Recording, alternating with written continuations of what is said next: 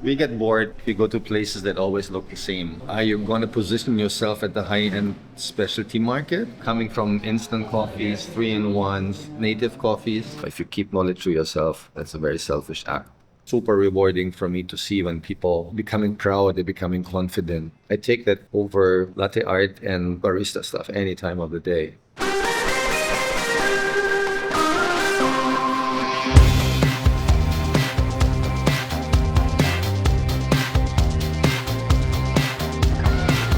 I'm in Bacolod City in the Visayas to visit one of my friends, Thomas Sproten and his wife Bombi, who own Coffee Culture Roastery, one of the leading specialty coffee joints of the Philippines.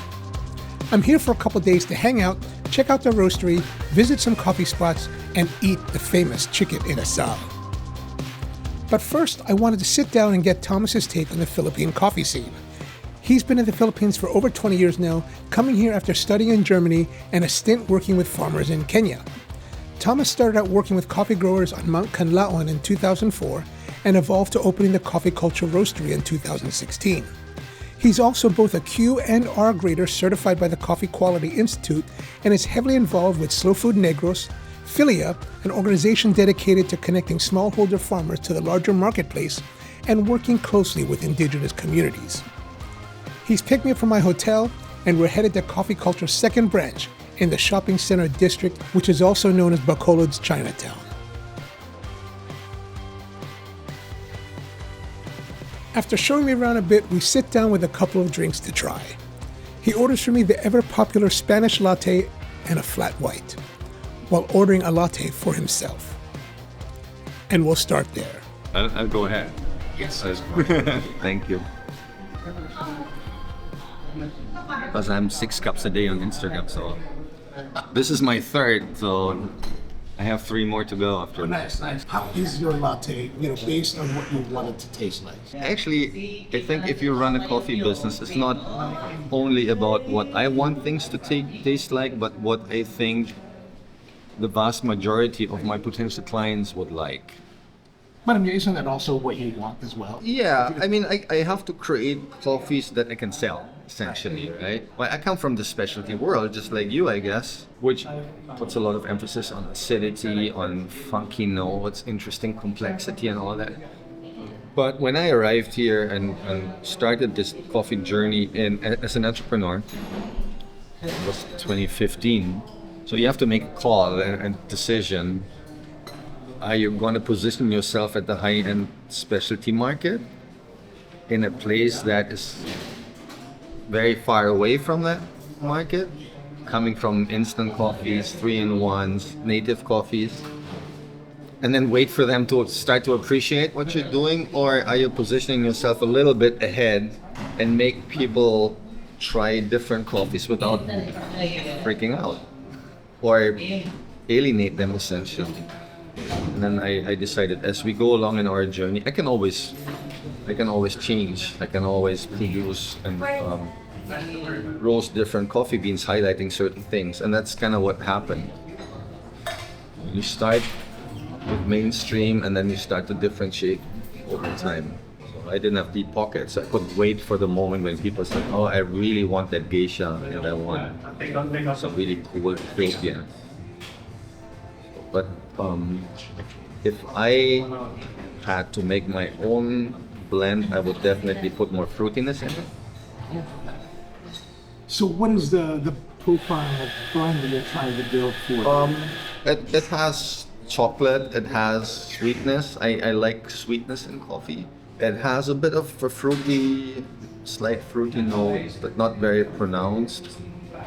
But I create different blends, but for the purpose of consistency and make people identify our product with who we are, I rather stick to one blend once you establish that. I use Brazil, I use Colombia, I use Sumatra. Sometimes it depends on availability. I always make it a point to have at least one Philippine origin in the blend. Usually my preferred one is Mount Apo Natural. So I think it's very solid. It has interesting sweet notes. It has some fruitiness. Well, the other thing is also milk. I think milk is very important when you serve milk-based drinks. So we use fresh milk. Is that difficult to obtain? Not in Negros. We have a Japanese company called Kenshin-san, so they have their own dairy farm here in Negros, and they supply us on a daily basis with fresh milk. And I think if you create a milk-based drink, you have to try a lot of different milks and see which ones suits you and which one highlights the taste that you really want. Doy, what's that? One of our super regulars in all 2 branches, and it's here or there.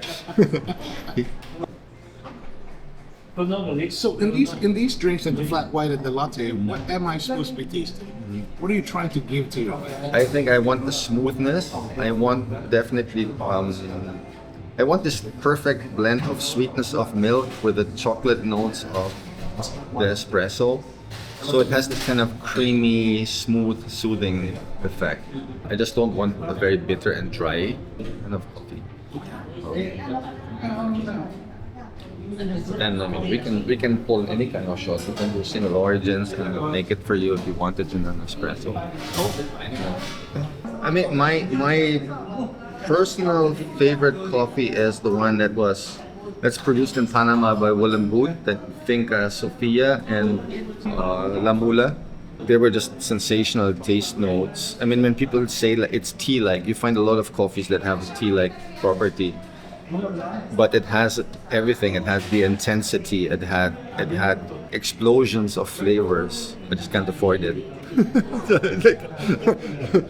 I think I bought 75 grams for $80. So it's like, okay, I just want to try it. It was roasted by Willem or by his team already. I can't bring these coffees in. It's astronomically expensive. But that was a coffee I really, really love, and I haven't found anything that topped that. But generally, I love Kenyans. I love Kenyan coffees. They're not super. How do you call this? They have a bit of an oomph. So they have, they have this nice body. They have this nice texture. They're a bit tart. Never go wrong with Kenya, in my opinion. So is there much of a market for the very expensive coffees here? Not really in Bacolod. Manila. Okay. And in fact, I mean, there are roasters outside of Manila whose prime market for high-end coffees is Manila, or even abroad. Like for me personally, I haven't really touched that market. I have customers and they order and they ship it, but it was not really my primary goal to serve high-end coffees. Though I might explore that in future. But I have my hands full literally with roasting a lot, so I don't have a lot of capacity left for now to really venture into that. Are you the primary roaster for the coffee? I used to be more the primary roaster, so I am still in charge, but there's one of our guys, Eric, he just became an RQR grader. He's very young, very willing to learn. So he does a lot of roasting now, but like the specialties, the single origins, the profiling, I still do. When you run a business, you know that you start out, I just want to roast coffee, I don't care about anything else. But then you realize if you do that, you're out of business before you know it. Because running a business is so much more than roasting coffee. So I needed to free up time, essentially, to do other important things to get the business running, growing. What's your greatest challenge now? I think it's still staff management. It's very hard. You know, see, when you're the one having a vision and a passion, you can't expect the same kind of intensity of your vision or your passion, and expect the staff to share that. First and foremost, it's a job. It feeds them. It allows them to do things.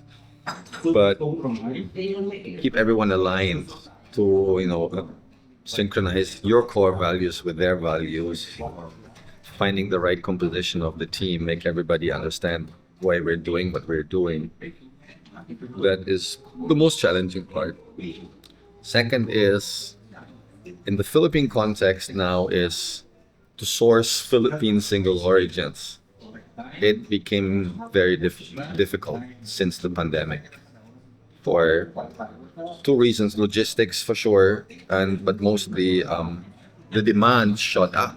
Philippine coffees are so popular in the Philippines that almost every roaster is looking for those beans, and everybody's going to the same origins, to the same farms, to the same suppliers. Is that because the quality has tremendously improved, or it's just more fashionable? I do think the quality has definitely improved, and the identity. I think there is a certain element of pride that it's our own. So we have local beans, and now we know that local beans can be as good as imported beans. And from our customers, I mean, the demand is really there. So people love to have a Mount Matuto, a Mount Apo, a Sagada, or whatever origin there is. And the good thing is we now know that we also have a certain range of origins that has certain profiles. It's not just one coffee anymore. It's not just Batangas or Benguet. So all of a sudden, people know about certain origins in Bukidnon, in Davao del Sur, in different parts of the country, which is good. Okay. We just don't have enough coffee. Is there efforts to increase production volume? If there is, I don't think we have succeeded enough in doing that. Definitely, it can't keep up with the pace of demand, and I don't see that change in not even in medium term. I think it will take a while. You have to look at imported beans. There's no way. I used to, as an example, I used to get much more Mount Apo coffees, which I could use in my blends. At some point, it was all Philippine coffees, and I just couldn't get the coffees anymore. So that's when you look at Brazil. That's when you look at Colombia. That's look at Vietnam. You need to create products. If you don't have these materials, you need to source them somewhere else. But that's what every roaster I talk to has. That problem is that everyone is facing. It's my understanding that there's any tariffs on that. I think it's non-ASEAN coffees, it's 40% tariffs. But I'm not bringing them in myself. So I'm working with importers. They are the ones offering you the range of coffees. So they're talking about spot. Yes. Locally. Yes. Yeah, so usually Manila. In terms of percentage, I think they're easily 40 to 50% cheaper than the locals. Even when we're talking about premium, we're not talking specialty. Specialty is still very, very competitive compared to our prices. Let's say I can get specialty quality now ranging from 600 to 700 pesos per kilo. So that is $10 up. Imported Brazil now is about 450 pesos. Aside from all the price and these things, one of the things is that when you're roasting and you don't have financing or you have limited cash flow, you need to cover your cash flow. So if I have to buy coffees from the farmers, it's literally a take it or leave it scenario. So if they have 5 tons there, and I tell them, if I tell them, wait a minute, guys, I only need 700 kilos a month. Can I buy 700 for the next 4 months? You can't. Either you buy them all, or you buy whatever you have money for, this or storage place for. So meaning you have to put your money in your inventory. For small roasters, it's challenging. Yeah. So if you work with an importer, you just tell them, I need 20 bags. Ship it over, please. You get terms. You pay. When you run low, you get short. You restock, essentially. So cash flow wise, makes much more sense. That's what I was mentioning when I said there's no infrastructure. Remember in our discussion, we don't have any of that. It's still the very traditional way of doing things. So we don't have really proper mills, unlike Latin America or East Africa. So where you have co-ops and farmer groups running wet or dry mills. Indonesia, the same. So, and then basically they have a warehouse, or they have equipment to begin with. So they have gravity tables, they have color sorters, they have, sorting by size and whatnot. So then you know exactly, okay, we have inventory of X amount of bags at grade 1, grade 2, and then you can basically, withdraw from their warehouse spot. So we don't have that. It's almost like a Kinder chocolate egg. So you don't know what's inside, right?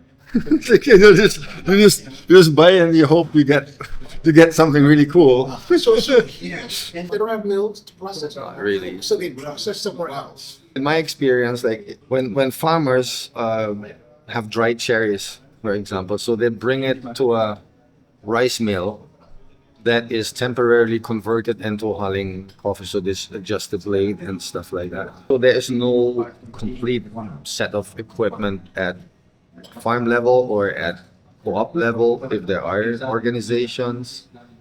Sometimes government gives equipment, which is really crap. So it's just atrocious. It's just something you see a lot of those equipments not being used, and you have a lot of white elephants somewhere on the ground. They release funds and then they have equipment, and then it's just there. Oh, good intentions gone wrong. So all these things lead to inconsistencies, inefficiencies, high costs. But going back to production and productivity, I think that is what has been neglected for the longest time now. Everybody started to focus on quality. Competitions, cube grading. So a lot of resources, successfully I have to say, were poured into that. But even if you have interested buyers, especially abroad, they want one container, half a container of that particular coffee. We don't have it. Let's produce it. Just very few in the Philippines manage to bring some, coffees out. It's like building a house and we started with the roof instead of doing the foundation. But I think it's more visible to see impact when you start working on quality, even though it's a small segment. But you can measure it very easily, right? But I think we got to do our homework still. We can't skip building our foundation. I realized no matter how high their asking price is, at the end of the day, they still don't have any money left to reinvest. You still, sir, can you send us money ahead, or we don't have a problem here. So something's wrong at the economics of farming too. And I argue actually that while we were very successful in increasing or improving quality, the social preparation of the farmers, how to deal with markets, with buyers, how to become more professional, how to manage money and resources, I think we haven't done a very good job at all. And you see a lot of friction now amongst co-op members. So Within the co-op. yeah, so I think there's a lot of interhuman issues that pop up to some degree. Farmers that became successful and known because they won competition started to break away and started to sell their own coffee, which I understand. But this could have been anticipated. I mean, it's not something new, right? I think a lot of groups now are so divided that you don't really know whether they're going to continue or not. I think we have to also address those issues. And we should learn from a lot of other countries that are way ahead of us. I don't know why we need to invent the wheel when somebody else did that. That's my opinion. It's what is your philosophy as a co-op? What is the glue that ties you together? And it has to be very clear, what is the advantage of you guys being a member of a group versus being an individual producer selling? So as long as you can convince people that it's better to work together, and not just on paper or because NGOs tell you to, or funders say you got to be organized, otherwise you can't give you any money. As long as that is not clear, why would you be a member of an organization when there's nothing in it, when you don't get anything? Well, strong leadership, strong financial management. So, I mean, if So when you say strong leadership, still want to mention that if these co-ops that are selling coffee with, from my perspective as a green buyer from the United States, yeah. it seems to be very high prices, or at least very good prices for them. Oh yeah. And there's no building of infrastructure resulting from the profit of those sales. Why are these people together? Good question. Good question. Isn't As a German and from an outside perspective, I would take care of my business if it's a family farm, if it's a family operation. I would only join a group if there's an advantage. If you're stronger as a group, and as long as you can't convince me that that's the case, I would probably be better off on my own. But I think it's fine. and then that's why I'm wondering, if a producer, a grower, an individual grower becomes popular enough to break away, is that really a problem? If they, rather than getting jealous, I guess they're not seeing that they need to provide more infrastructure. It's not a problem for me because if I have relationships with farmers, and I do buy from co-ops and I do buy from individual farmers, but actually we reached the point where I don't have the luxury anymore to decide. I have to get the coffee that I need, and whoever is offering that to me. My role is to make sure I have supplies of coffee, pay a fair price, offer a good product.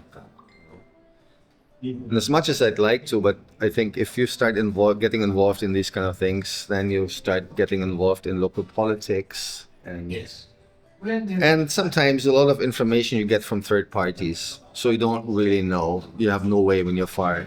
You don't have any way of telling who's right and who was wrong, and maybe they're all right and maybe they're all wrong. So I don't want to take sides. Really. But it's just a pity. I think if we solve some of those issues, we could move much faster. But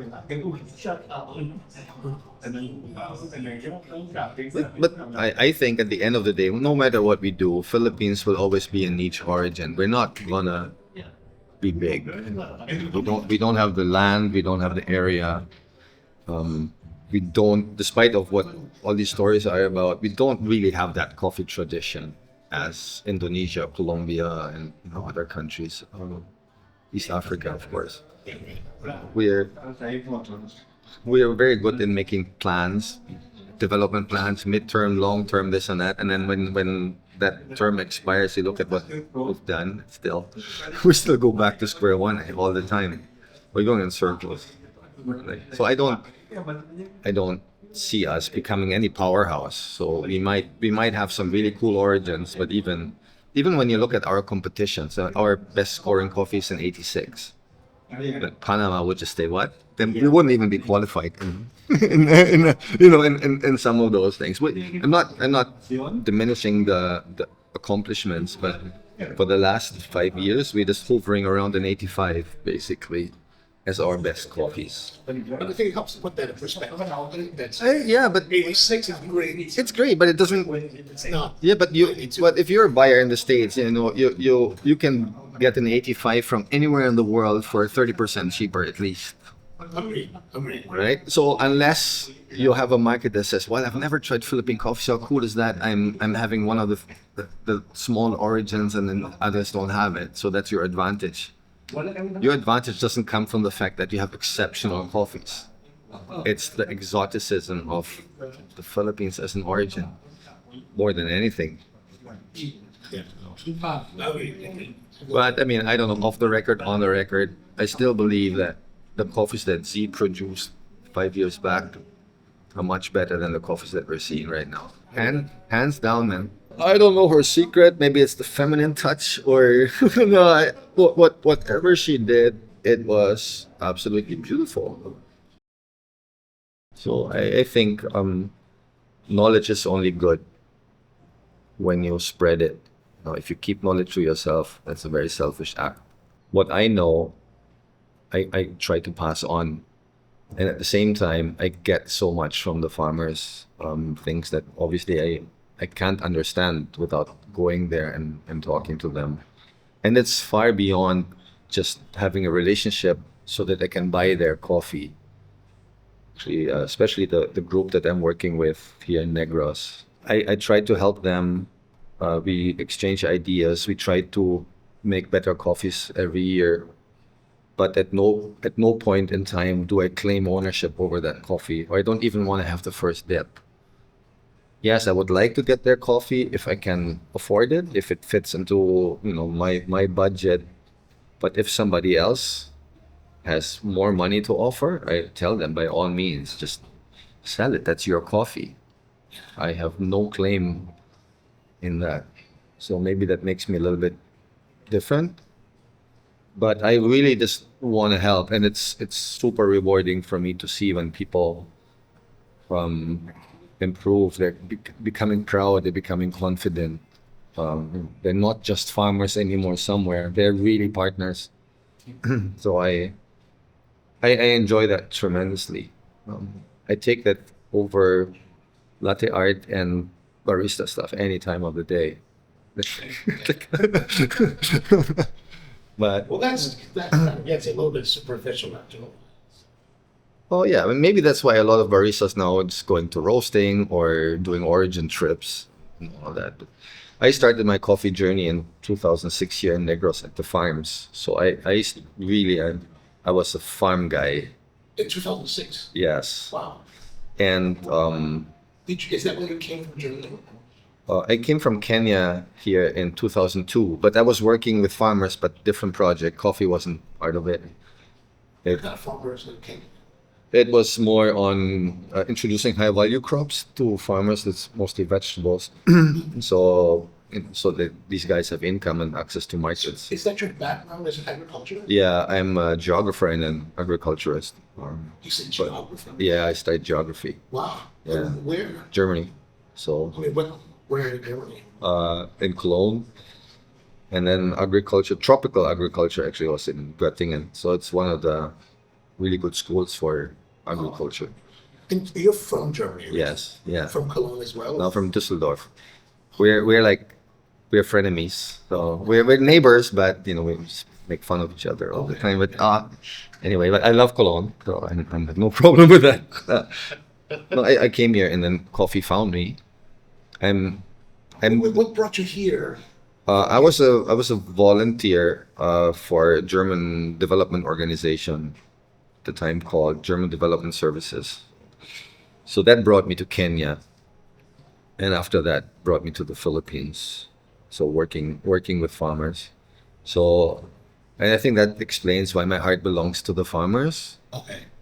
And that's why I can relate so much more to farmers than to coffee equipment and all the fancy things. Although I acknowledge it and it's part of it, and I think it's important. But personally, I still go back to the farms is more fulfilling, and I'd like to believe that I can create an impact in a farmer's life that is more lasting than I can create an impact in a coffee drinker's life when I serve a good cup of coffee. I don't know. Maybe I'm wrong, but I guess if somebody tells me I can now send my kids to school because I can sell my coffee for a higher price, or I increase my production and I can protect the environment at the same time, it's great. That's legacy. Yeah. Yeah. But here in the Philippines, with the farmers that you work with and know, I presume that money is a struggle for them. It is. Because, and as we move into a system, well, as the idea of getting specialty coffee and higher quality gradings coffee grows more and more. Now, my understanding is that in order to make high quality coffee, it takes longer processing time. And not just like the days in the water tank, but it's like the overall process of like Yes. extending it to the months. Yes. Right? Rather than just selling cherry to the Yes. to whoever's buying. Right. Do farmers, what percentage of farmers can sustain that kind of waiting game? Probably a low percentage at this stage. But I believe that every journey starts with the first step. So if you don't do anything, you will not see any improvement. So since I'm not working for any organization or institution, so it's my time, it's my money, it's my passion that brings me there. So naturally, I have to work with farmers that I believe have the capacity to change. So I have to be very focused in terms of who I work with, so that there are results, which then inspire other farmers. Because eventually, it's farmer to farmer interaction that will make the difference. It's not roasters going to origin and making waves. I think that's very punctual. If you want to see that foundation grow, I think it's farmer to farmer. So yeah, finances is always a problem, access to it. I do help them financially, but I rather have baby steps and improve. And aside from that, I mean, I always tell farmers, just don't grow only coffee. You can only harvest that a few months a year, and then after that, what are they gonna do? So I think it's a mistake to think that you just have to have a plantation or just a coffee farm. Or diversify so they can have. Right. cash You year-round. you need that, of course. But then it goes back to the economics of farms. They're not really good at that. Is there programs to educate them in that role? I'm not really aware of it, but I've been telling our friends from DTI, that Department of Trade and Industries, wouldn't that be your jurisdiction, sort of, that you prepare farmers for those things? And you can't just do trainings and check attendance lists and then go home and wonder why after a year it hasn't sunk in, right? You still, it takes time and it takes perseverance, but it has to be done. So beyond trainings, like, do you think the trainers need to be working with them on a daily basis? Or? I believe in mentorship. Okay. I would like to see more people mentoring farmers without necessarily having a vested interest in the process. And to be honest, a lot of people made already their money. So it's not like you're that desperate that you need to make money out of certain things. You can just give back. Right. You know, I mean, and then it's for the benefit of, it's paying back if you want. It's for the benefit of the next generation, and especially for the younger generation. Our farmers are probably an average of 60 to 70 years old, coffee farmers. So what do you expect? What do you get your coffee from in the next 10, 20 years? Yeah. So if we don't start teaching farming as a business, and it is a business, and it must be a business, we will lose them. We will lose our coffee production. There's no attachment, maybe, that the previous generation had to their grandparents or parents who started farms. Now all the kids are going to schools in the cities. They're graduates of colleges and are educated. Do you think they really went to college to become a coffee farmer again? Unless there's money in it and they realize, I make more money in the farming business than I would working somewhere as a waiter or in an office. Or an SM. Or in a SAM. So that's the angle that we have to look at. once it becomes clear you can be a coffee farmer and it's rewarding and it's financially rewarding, that's the time when you get people to become engaged. If not, it's gonna die, I believe. But another thing I was curious about, like, so with the PCQC that just finished, the 86 coffee, this Finca de Garces. Baristas. Yeah. From what people have told me, they only started 2 years ago, 3 years ago. Probably. This is their first harvest. That's what I read as well. I don't know them personally. I know that that particular variety has been there for a long time, which the locals call sweet coffee. So when I went there, actually I know about this variety back in, I don't know if I'm mistaken, 2011 or 12, when I went to Miyarayan with Z and Sly. And after that, in 2015, I went back to some of the tribal communities to look at their coffees. So we did some plant identification. And I always thought that coffee is just spectacular, even back then. And then all of a sudden, it just became super popular, rightfully, because it's really good and different. So I don't know if they just decided, okay, this coffee is really good, and then we're going to plant. I don't even know how big the area is of that particular farm. But you can expect that coffee to be better maybe in 3 years down the road, if that's the first crop. I'm just curious, like, for a first crop to win, that seems rather. It's amazing. Well, I mean, apparently it impressed the judges. No, but I'm just wondering, like, if they really need to farm, like, I guess maybe they're not need to farm. The people. Well, I think the people who are in charge of the processing are experts in what they're doing. So they're highly trained people. I don't think it's the family themselves that, oh, I'm just planting coffee and I win. So there are people behind it. But then if you're up against Katimors, I mean, but aside from that, I always thought that sweet coffee, I could not understand in the previous years why that coffee doesn't win. Based on our experience with our friend. Right. That coffee was just so good that I couldn't understand why it lost against Katimors. Well, but good for them. I think it's a tremendous effort.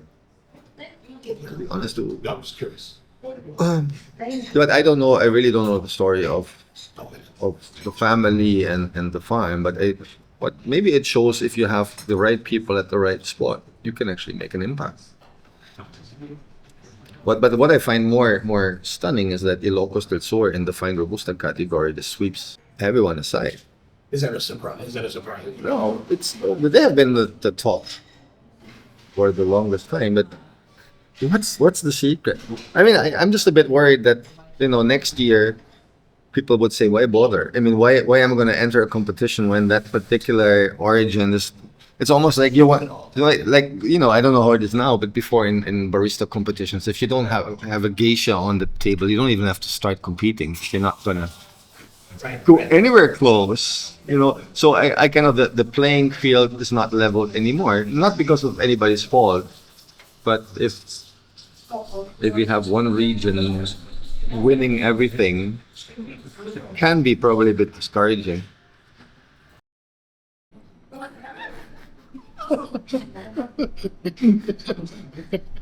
Well, how old are you now? 56. Oh, you are older than me. Okay. Yeah, let's look at when. So if you just do things out of passion and money is not coming in, and you reach your pension age and you don't get any pension, in my case, because I'm so long away from Germany, so how are you gonna live? What happens if you're sick? So it was just basically when we started to start again, that's when you realize I still want to do what I want to do, but if the money doesn't come in, I'm sooner or later I'm running into big problems. Yeah. Yeah. No, so that yeah. So you just gotta juggle the thing. But if I were in my 20s, say I have time. I fail, I have time. I don't. We have time. Yeah, but naman. I mean, I know I can do what I do. How long do you still have the same energy? Yeah. How long do you still have that spirit to say, okay, I fall again, I get up again? You get tired. Before you could get up early and go to the farm. After that, you roast a couple of bags. Stuff now it's really like I gotta, do you really want to do that? After 6 batches, let's stop roasting today. So it's just gotta be smarter. Yeah. No, that's work smart, not harder. Nice. It's interesting. But I still also I think it's also nice that when you have a business, you employ people, you share your passion, you help people, and if they then decide they want to go their own ways and careers, at least you gave them skills, gave them something. So I also think that's a responsibility that comes with it. It's not just me anymore. Now, do your baristas, after they work for you, do they go on to other coffee places? Some people did, yes. Some people became call center agents. I think they just make more money, of course. Like, how much do baristas make in the Philippines? I think in Negros, the minimum wage is about 430 pesos per day. What, 30 per day? But we always paid above minimum, and then we have a bonus incentive system in place. So What's that about? if you hit certain targets, so you're entitled to get a bonus. What is it, sales? Yes. Per shift? Basically, no, it's like a jackpot. So you pool the money, and then there's some rules, so you can't have unexcused absences or memos if you royally screw up something. So, but then the money stays the same, so it's just distributed by less people, so which gives them incentive, not to be away after a holiday or after the day off. Miraculously, they all get sick, stuff like that. We try to be good employers. So here is that, It's never enough. at what point does a person who wants to have a wife, family, how much do they need to make here? So, Jama, you don't have a family, so you can answer that. I think at least 20,000 a month. But then you have to go to a public school. You probably ride the jeepney. Maybe you'll have a money for a down payment for a motorbike, and then you pay it off in 3 years. It's shockingly low, the salary level, but that's why we're trying to give incentives, performance based.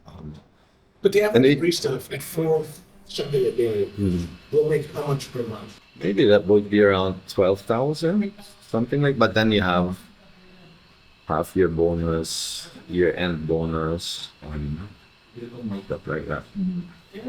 It's what we're trying to figure out is if there are other ways, if you can provide a career path which allows you to vertically go up. Then there's some other options that we're discussing right now. So when we're in the financial position to say, okay, we can share more. But for now, we're still in that stage where we gotta have money to reinvest, the cash flow going. But eventually, we hope that we can be an even better employer than what I think we're now. I ask these questions because it seems to me worldwide, Whether you're here or in the United States, the baristas cannot make enough money to actually have this house, child, car, wife. Yes.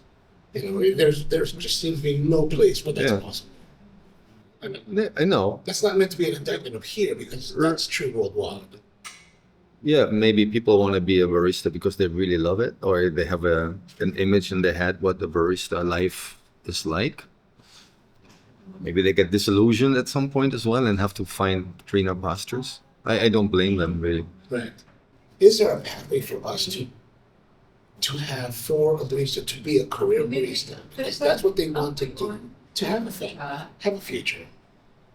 Hard to answer. I don't really know, but what I can say for in our case, so if they first of all, I try to create a really good working environment to the point that I'd like to think that when they get up in the morning, they don't dread going to work because they're still it's kind of diverse. There's a lot of roles they have to play. A barista is not just somebody who pulls a shot and makes latte art. There's a lot more to it. So at least, and then you create a team where people like to be part of. If those guys, and a lot of them are not college graduates, they're high school, they don't even have a lot of job experience when they come to us. It's more about character. If those guys decide to quit, try to find a job in the service industry, mostly that's a step down. They even get less. There's a lot of people belaying below minimum, just or making them work extended hours and stuff. So in that case, I think what we provide is already better than a lot of other people.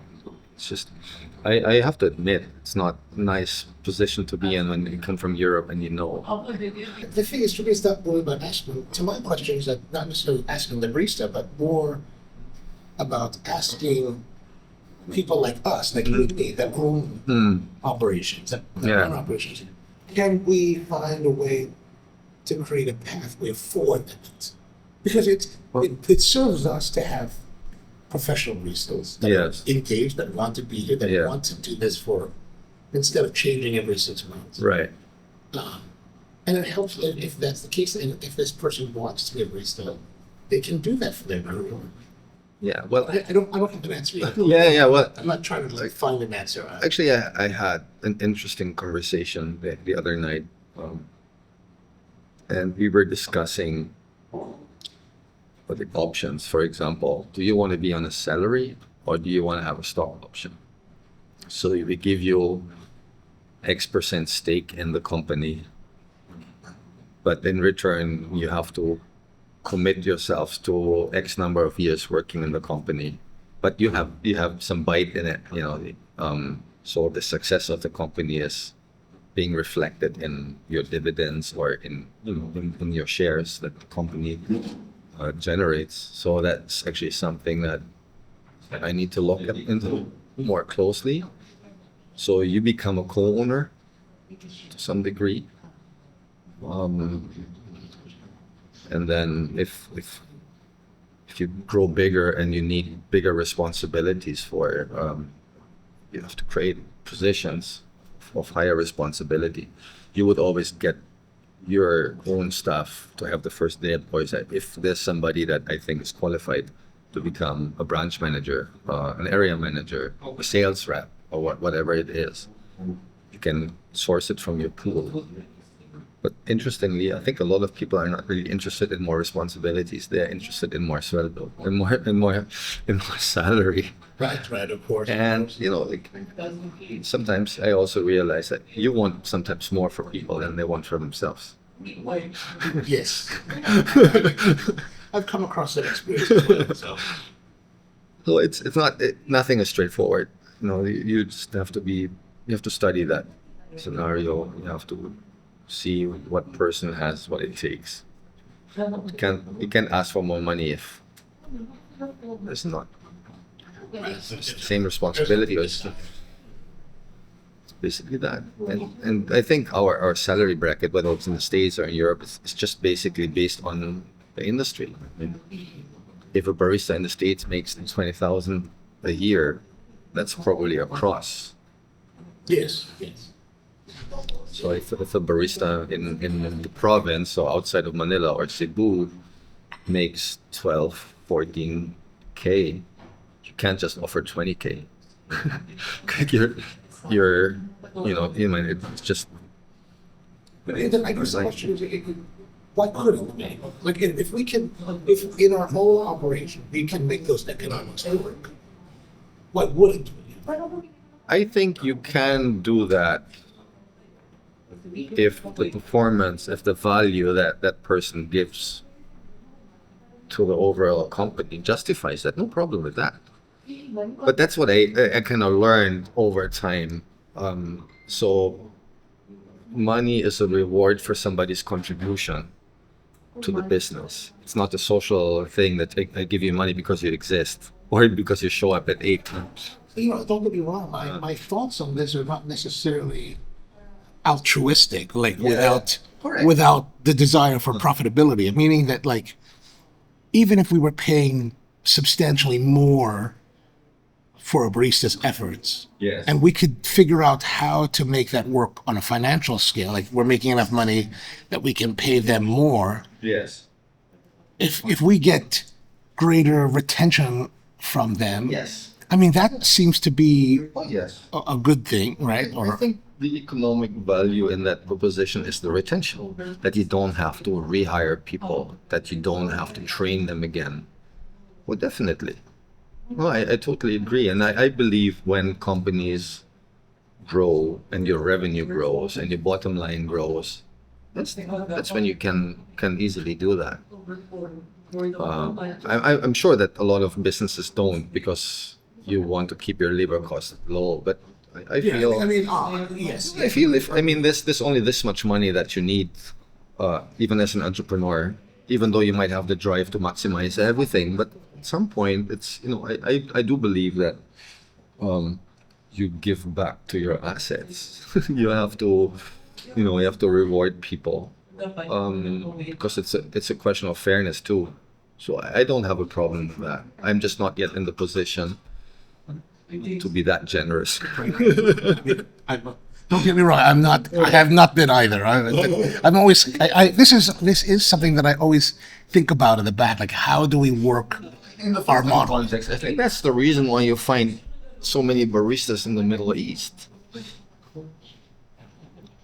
Just Better paid, probably better social security, better health insurance, and all that.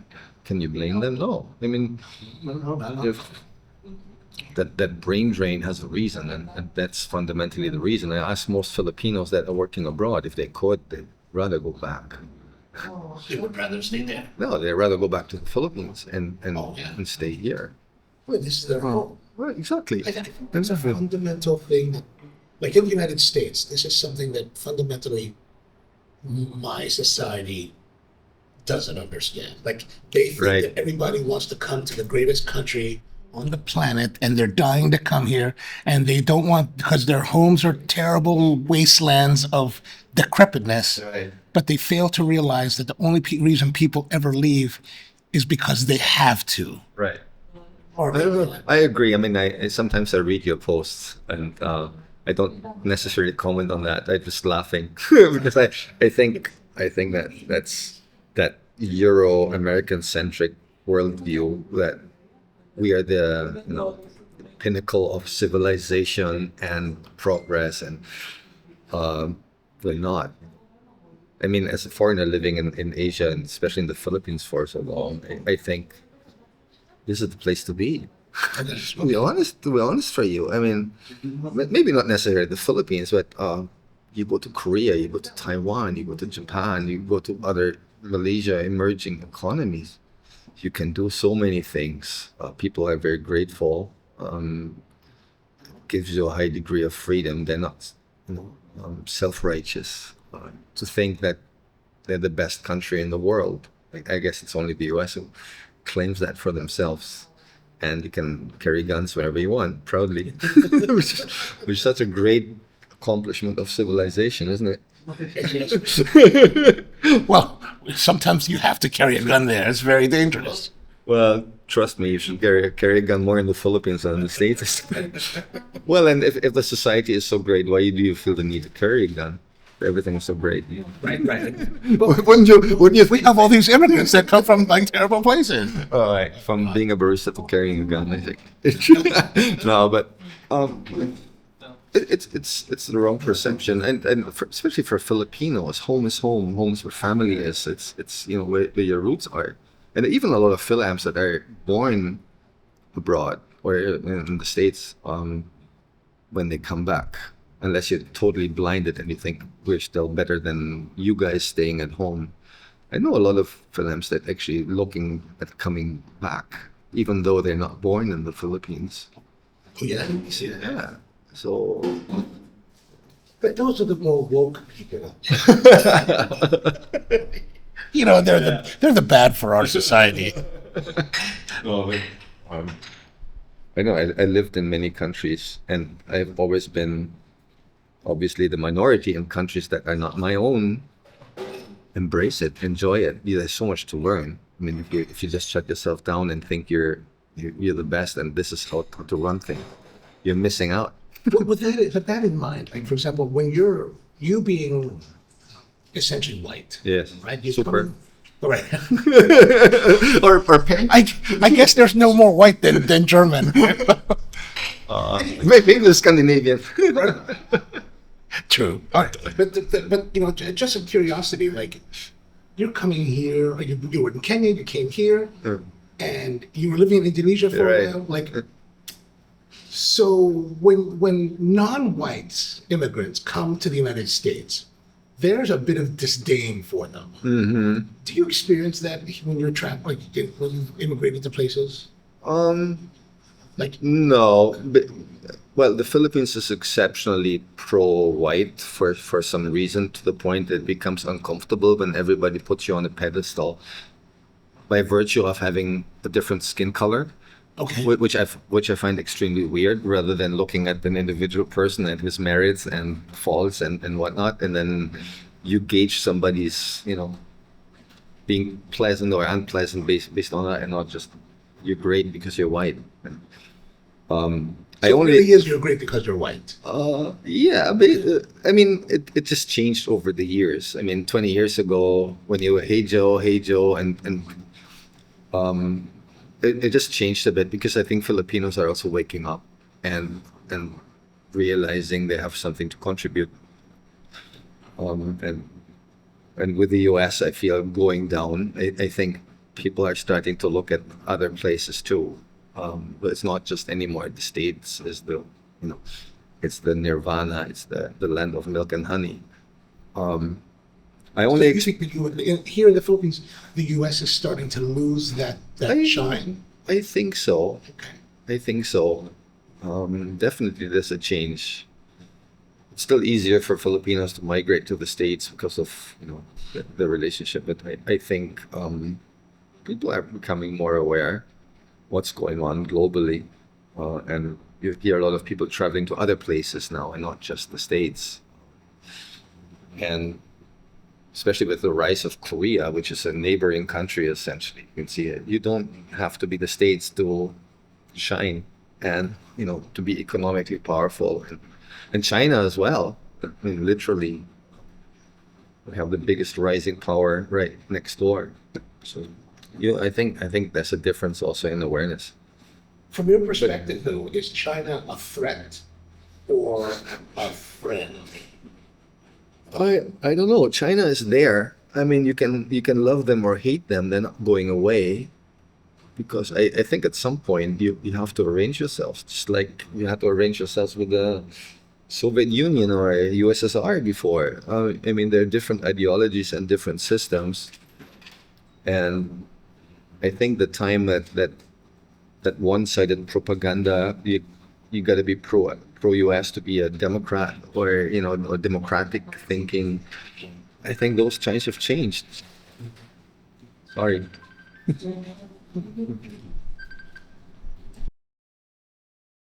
Actually, the only time when being white and being in the Philippines, you run into trouble if you openly say something against the Philippines that they don't like to hear. Even though they might be on the same page with you, they probably complain the same way about the same thing. They don't want to hear it from me. Right. So, It's like you can have all your problems with your mom and you can rant against your mom, but you are in no position as a foreign. You don't you talk can't- badly about my mom. you can't say, oh yeah, your mom really is Yeah. sucks. You know what? Yeah, so that I get that. So I learned my lesson. So you did that once to someone. More than once.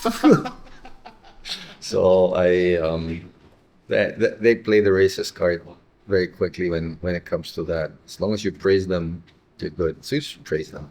You should- you really should always praise people's moms. It never works out. Yeah. It's okay. People want to be light at. It's just human nature too, I guess. Yeah, for sure. But I love being here. I really think, especially when I go home to Germany, after a week or so, I just feel okay. Just You get to go back quite often. before the pandemic, once or twice a year, my parents are still there. It's just so old and so conservative and so it's like the Frankfurt airport. That's how Germany is, right? It's terrible. It's kind of so behind and so gray and so not fun. Okay. And so protective about just we might be scared of the future, but we don't want to adjust. We just want to build walls around us and pretend that nothing will change. So that's how I feel about Europe at large. It's just not dynamic. Okay. When you live in Asia, it's just a totally different vibe, right? Yeah. Yeah, I guess it has to do with if you have less to lose, you can take more risks. Very true. That's very true. That's very true. So I think Asia is just really the place to be. So what does your mom think about her son that's running around the world here in Asia? She understood me Okay. she always thought that boy is not coming back. I think my dad is always like when I tell him, hey, we don't have electricity, there's no water. Come home, son, we have plenty of water and electricity. So he's 93 years old. So he still looks at tropical third world countries as the jungle. Okay. I tell you a story when I came to Manila for the first time in '98. Didn't know what to expect. I was new in that big city and found my way after a while. And then all of a sudden, I got the package from back home from my mom. Guess what she sent me? Freaking underwear. I was like, so I was thinking, what made my mom send me underwear? Do you think I can't buy any underwear in Manila? So it was hilarious. It's like, Mom, we have bigger malls than you've ever seen in your life. So they had no clue where the sun was headed to. So it's kind of cute in a way. It was like, I realized like they're so detached from. Moms always care. Moms always they want to show you. It was hilarious. Well, actually, it's interesting because like you say that because I can't buy clothes here. And they just talk up my size. So you bring a lot. So no, I don't bring that. But what I like for example, when I was getting off the plane and the Muguete is waiting for my bag, I was starting to get stressed because if they lost it, there's no flight till the next day, and I was like, oh, I'm really going to be in trouble. It's like, No, I just buy a good deodorant and just keep wearing what you're wearing. That's the old style. that's true. That's true. We have Febreze. I don't have that. Never underestimate the power of a good deodorant. Toothpaste, toothbrush, deodorant, you're set. The problem is it's only because you smell it yourself, but what everybody else smells is like. They just say, who cooked this great ginamos here? That's so true. My gosh. So is there much like pour over brewing here or like?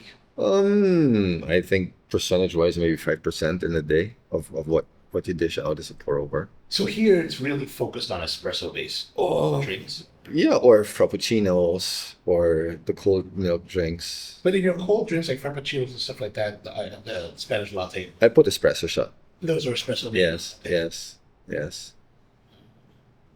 So But I think we're still known for the lack of a better term, like properly brewed coffee. So people who want a flat white or um, Americano, or they would come here.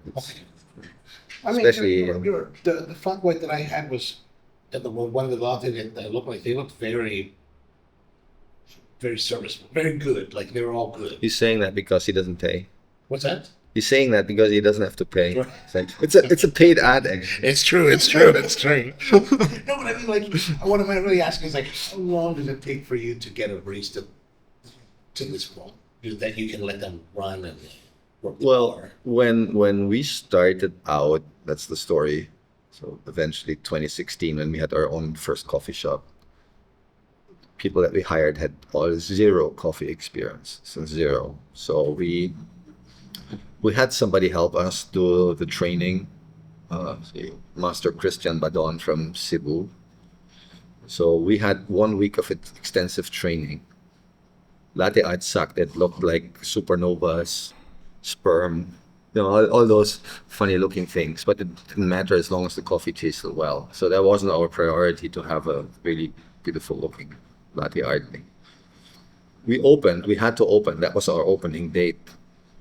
And then you got to jump in the cold water. That's how everybody kind of learned. There was a lot of pressure, but also a lot of fun at the same time, right? Okay. Let's say if you really want to train somebody to be perfect, I think it takes a month. Okay. But again, it's so much. It's just not making the coffee as how to present it, how to serve, how to respond to your customers if they have questions. So, but like anything else, there's a lot of it's experience building up confidence. Now, how difficult is that part? When you talk about the way to interact with the customers, that hospitality, that approach to hospitality, how difficult is it to teach that here? In our case, not that difficult, I think. Maybe also because we take personality over experience. But if you're a pleasing personality and you like to engage, it's so much easier for someone to be confident. If you're like the wallflower type, I mean, maybe you're better off in the back office, or you're doing paperwork and those kind of things. But I think since we managed to create a community where we have a lot of regulars, so it becomes like a second home or a second office for a lot of people. So, and then of course it's so much easier to interact with people, and once you're comfortable interacting with people, you're becoming more comfortable in general. People, but every now and then you got to remind people, if you notice, like, why are you just standing and using your phone and you're ignoring the person in front of you? You gotta intervene, of course.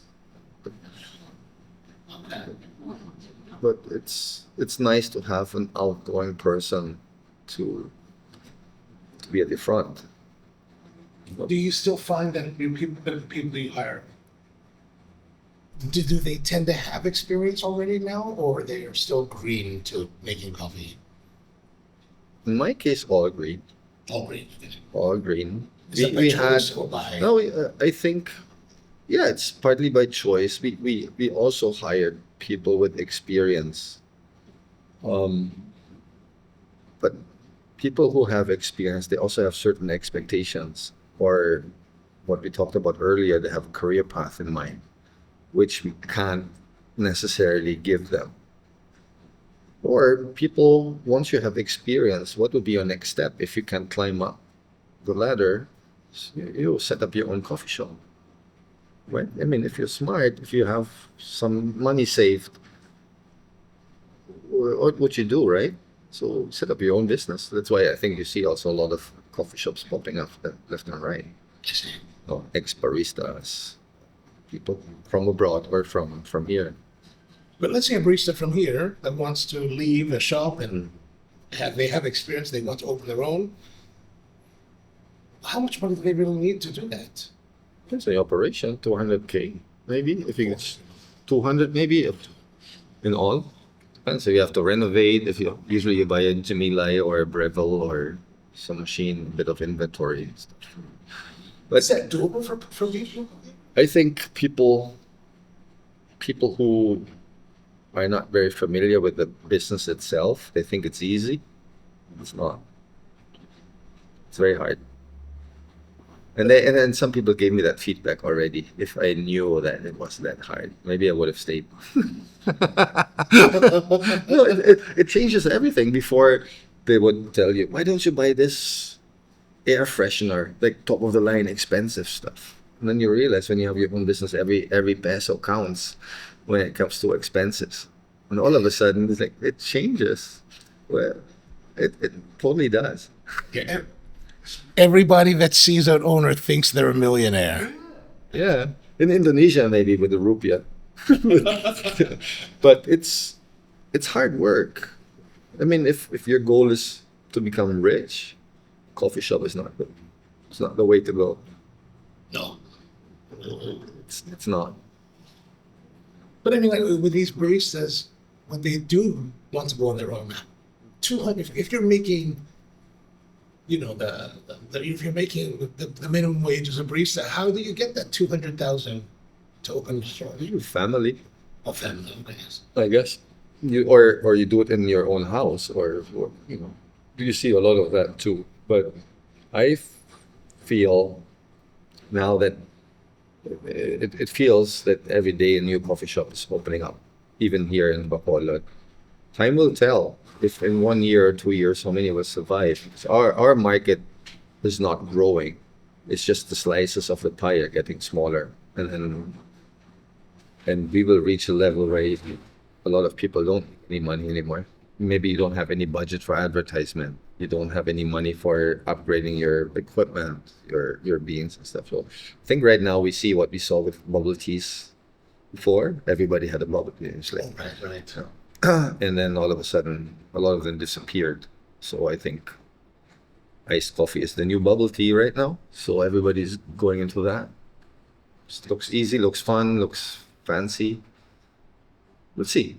So a lot of these shops that are starting small, are they mostly Robusta coffee, or what kind of coffee are they able to source? I probably blends. Some do robusta, some do blends. It's not high end, but which is fine, of course.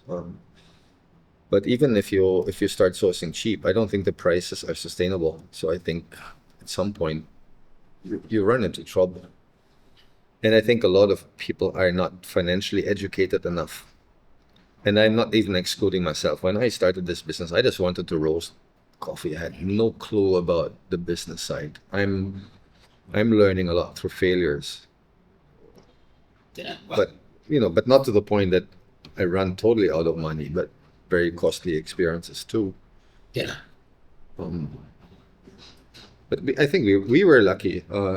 Our brand that we arrived in Bacolod at a time where people drank coffee, but they never saw a roaster in action. What we started here was something really new, and if you're the first one, you always have an advantage. So we are 7 years now, still here. See, so why did you live here? Well, I mean, when you came from Kenya, were you always here? Or? I was based in Bacolod really, and then my wife's from here, so it was just natural. And I think Manila was so saturated, and if you don't have any place to stay and live, Manila Becomes much more expensive. it's not affordable really. And then it's a very maybe saturated market too, and to some degree. I mean, why would you open in a place where from day one you have so many competition? Cost of living in the province is nice, environment is nicer, less traffic. You can go to the mountains, you can go to the beach. You need much less money. You need to earn much less money too. I think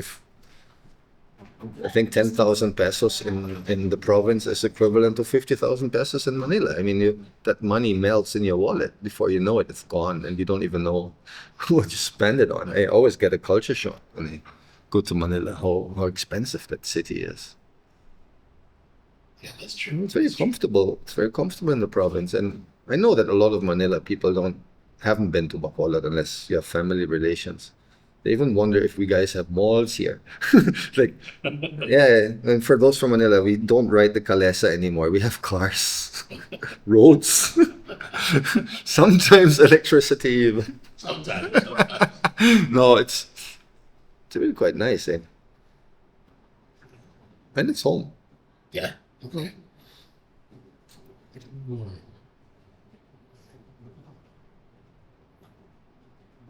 And farms are here. Like when you're in Manila, you have to drive all the way to Baguio or Kalinga or Batangas or That's yeah, at least 3 hours, right? yeah. How about from here? Well, the nearest farmer maybe an hour away, Oh, Yes. very and it's scenic. It's it's nice. I'm gonna show you. okay. I'm gonna show you. And I hope they're there so you can talk to them as well. Oh, yeah, they Yes. $670. So it makes my life a lot easier. And Negros is beautiful. It's absolutely stunning. Yeah. Yeah, I drove from Dumaguete. Yes. Beautiful. Sige, sige. We went through Mabina. And Yeah, you cross the mountains there. It's gorgeous. In the south, there's a lot of coffee as well. I don't know if you've heard of Candoni, Sipalay. These are municipalities. Oh, no. Then Himamaylan has coffee. Isabela has coffee. La Castellana has coffee. Isabella also grows tobacco, is that correct? Sorry. Does Isabella grow tobacco as well? That's the one in Luzon. Oh, different. Yeah, Okay. it's different. Isabela, sugarcane, and then mountains. NPA area largely. Still. Every now and then. So which direction is the coffee farms from here? East and towards Mount Canlaon and North Negros Forest area. I really consider where I am at. That's my bubble. I'm largely away from the noise of even the scene of Manila, and although I really like the energy of the event, it's nice to go there every few years. But I'm not super exposed on all that. So sometimes I don't even know what's going on. What's the latest or what's the trend? I just do my thing. And you're just working in your own world here. It's nice. And it suits me a lot. That's how I tend to be in the United States. Right. I'm working in my own bubble. Diba? I mean, you can. It's not so distractive.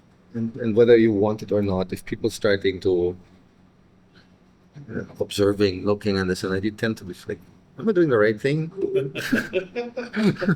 What's wrong with me? Like somebody holding the mirror in your face. So are you doing any farming yourself? No, I just work with farmers. I don't have my own farm. It's actually it's one of the things that always pops up every now and then. I haven't found land. It's not that I'm actively looking, but I'm at an age where if I get agricultural land, my car has to be able to go right to the farm. I don't want to hike for 2 or 3 hours one way just to monitor what's going on, Oh, no, no, no. right? So if I had my way, Bukidnon would be the place. Just like set up a 5-hectare farm. But I think I don't know. It's not really an agenda of mine. But if you ask me what would I want to do, farming would be nice. I don't know if it's gonna happen. I just want to travel actually, essentially. Yeah. No, I want to see the world again and meet more people. So you haven't really traveled much lately. We were in Penang a few months ago. Have you been? Penang? Penang, Penang? Malaysia. Oh, Penang, no. I was just in KL. Food is spectacular. Street food, unbelievable. That alone was like that was the first, essentially the first trip, and I realized how much I missed it. It's not that the pandemic. I didn't feel bored during the pandemic. Looking back, it's kind of a bizarre 2 years, literally, right? It was kind of but it wasn't to the point that I was lost or not even bored. There was a point where I just put the yoga mat on the terrace, put beach wave sounds on my phone, and pretend that I'm somewhere at a nice white beach. It was okay, not too bad, but traveling is the one that I really missed. Yeah, for sure. So this year's revenge travel, I have a few trips lined up. Where else you going? South Africa next month, Wow. Cape Town, Bali, Brunei, Europe, and hopefully Taiwan for the coffee show in November. I mean, it takes you longer to drive from Bacolod to Dumaguete than to fly to Bali.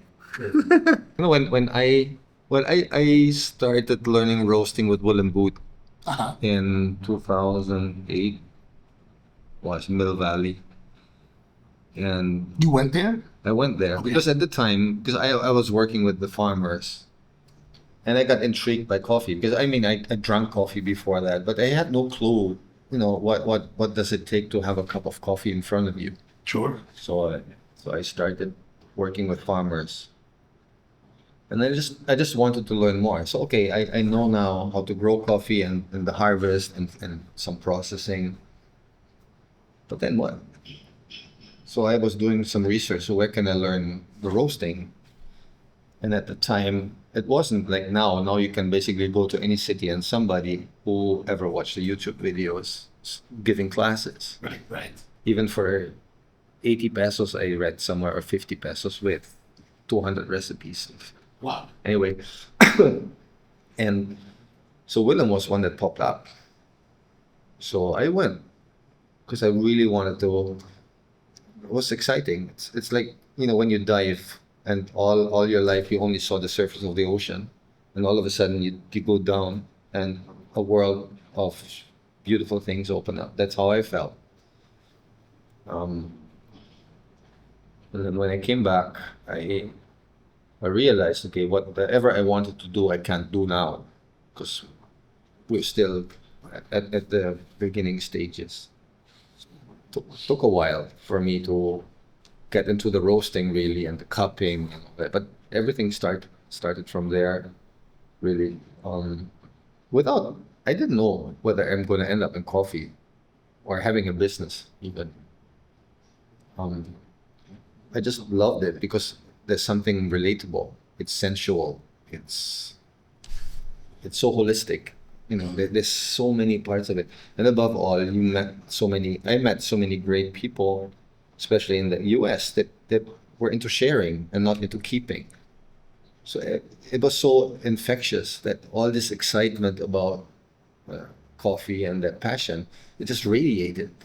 I attended some SCA shows, SCA shows, reconnected with people and met new people. And, you didn't have to explain, you didn't have to justify, you're just there. And like a kid, like looking at the Christmas tree and your eyes grow wide when you see that. But it wasn't about status, it wasn't about brands, it wasn't about anything. It was literally like coffee. Yeah, how exciting that thing is. And up to now, I mean, there's times I feel like, why am I doing this? Right? But then when you ask me, what else do you want to do? Like, I don't know. I don't know, really. No. Sometimes you got to step back a bit, go on a vacation. And when I go on vacation, I don't really do coffee crawls. I don't really specifically look for things. So you know how to vacation then? I just try to detach myself. I mean, of course, if I walk around Georgetown and Penang, and there's a nice looking coffee shop, I go. Okay. Without really knowing. I'm not Googling, is that supposed to be a great coffee shop? Or so I just go. Or You're just going because you think it looks interesting?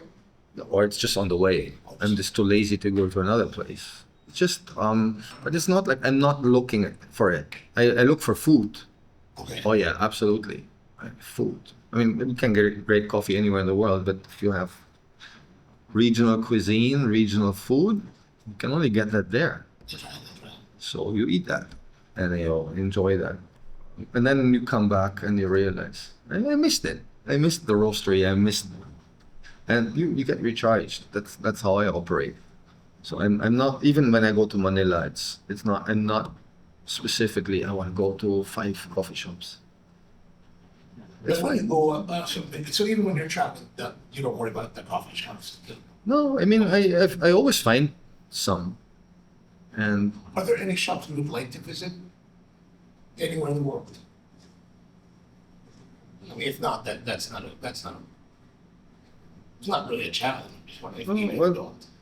I think I'd like to go to Japan, and I don't know. I think you featured some of those masters like who are really prepared this.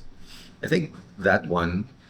I don't have any specific name or brand, but I mean it's more the culture of making coffee than the third wave stuff. Actually, most third wave coffee shops, I end up being disappointed. I don't know. I don't get the hype. Maybe I have different expectations. When I went to Blue Bottle in Japan, it's okay. It's, it's nice, but it's not. It doesn't excite me as much as the great meal, like street food. Like somebody who's just having that swag and frying and stuff, and then you have that. Right, with that in mind, with that statement in mind, like for example, you go to these places, the street food, you're excited to try it, you try it, it's what's missing at these coffee places that these street vendors have that third wave specialty does not have today. Maybe it's the local touch. Because third wave coffee shops, they almost follow the same aesthetics now. They have the same beans. They have almost the same coffee machines. It's very predictable. No, I mean if once you go to 5 coffee shops, you know them all, essentially. So they all have an Ethiopian. They all have a carbonic macerated. Not really. I mean, I appreciate aesthetics. I like architecture. I like design. So the coffee is almost secondary. I mean, And I get to talk to some roasters, which again, that I find exciting. So if there's a coffee shop and they have a roaster there, then you talk to them about some of the roasting aspects. That one I find very interesting. do you find the baristas to be interesting to talk to? Actually, I do, but I find it more interesting to talk to the owner still. I feel like a lot of times that whole scene is more about aesthetics and appearance than substance. You know what I mean? I rather focus on substance than appearance. Like, for me, and yeah, I do think it's important. If people say, "I'll pour over," I'm not asking if you're using a Kalita or a V60, but I'm asking, what beans do you have? And what do you recommend? I'm looking at, sir, what are you looking for? Do you want more fruity? Do you want this and that? You know, that one is more interesting, isn't it? Yeah, that would be interesting. Right. So I try to be that, or I try to make our staff to be that. Is it difficult to get them to that depth of knowledge so they can engage freely? I think if they come to a point that what they do is enjoyable, more than just a job that gives them a salary, then it becomes easy. And I think for me personally, I did a lot of odd jobs in my life, working in factories, working in a bank, working in warehouses and all that. Once you realize you have no choice, you spend your 8 hours or your 9 hours in a day in that place. Why don't you just make it enjoyable? No matter what you do, I mean, just try to learn something and try to have fun doing it. You will not have fun if you just stand there and what's a B60? Can you go now? Like that kind of attitude, you will dread your job. So, and I think what we try to do is to create an atmosphere that people love it. You're here. I mean, you might as well have fun. Yeah, absolutely. No, and fun comes with interaction, learning, being exposed and all that. Yeah, I really think expectations are part of it, really. And I guess that's one of the reasons why I never called like our business third wave or specialty. You hardly come across that. I just wanted the place to have coffee, where people can enjoy coffee and whatever range I'm able to provide. So I think maybe that's where often my disappointment with third wave coffee shops come in, because you expect some mind-blowing transcendent experience that brings you to coffee Shangri-La. And when you have that expectation, then most likely you'll be disappointed. Yeah. Well, because I wonder, are they even focused on providing an experience? Because an experience is more than just like a pretty environment Yes. and nice quality coffee. It's all about how you're welcomed. It's the vibe, huh? The vibe. Yeah. And the way you're cared for. I think so. Sorry. What do you feel like eating? You said there was that fried chicken place. Yeah, that's right next door. Oh. Let's go and try that. Sige. I just need to use the banyo. Sorry. It's tons of garlic. I like that idea. And the spirits and the chicken, ganyan. Yeah, and sweet and sour pork or whatever pork it Okay. is. So that's, I think, That's my favorite though. yeah. Try ko muna sa Lolas. Wala pa. This is supposed to be like the savory one though. Like the one in Manila, the original savory. That's no, not Max. That's the savory, classic savory. Si Dr. Mel says it tastes like that.